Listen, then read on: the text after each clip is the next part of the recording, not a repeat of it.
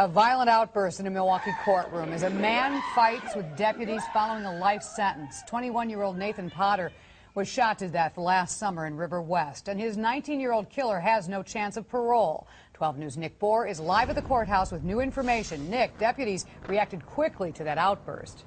Right, Kathy, almost as if they anticipated it, which they did because of the convicted killer's actions last February during his trial. 21-year-old UWM student Nathan Potter was shot to death in a robbery last July as he walked to his River West apartment after a night out.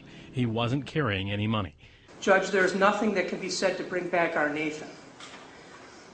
But your sentence can ensure that Shondell does not have the opportunity as a free man to inflict pain like this again. Is there such thing as pure evil? We think so.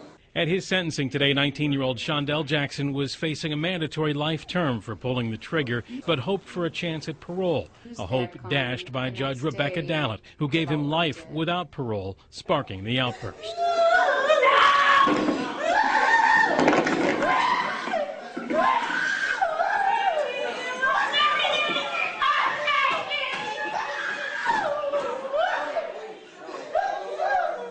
It all started when Jackson turned towards the Potter family, something deputies were watching for. At the sentencing today, prosecutors played this 12 News video of Jackson's February conviction when Jackson gestured to the Potter family several times, cursed at them, and as he was let out of court, our camera caught him smiling at the victim's family. We see how evil Shondell is in court, looking at us, swearing at us, and smiling.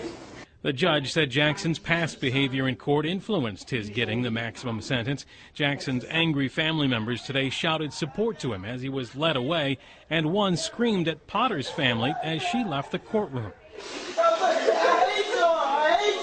Our little girl was afraid. She was afraid that he was going to try and kill one of us. She was afraid. You know, I hope that as he spends the rest of his life in jail, that he comes to terms with it and does value human life, and that there is some redemption for him at some point. But that's totally up to him. And for his family to say to us, we hate you, what's that all about? We didn't do a thing to him. Jackson's accomplice, Derek Thomas, was sentenced this afternoon. He'd pleaded guilty earlier. He was sentenced to 12 years in prison. Live at the courthouse, Nick Bohr, WISN 12 News.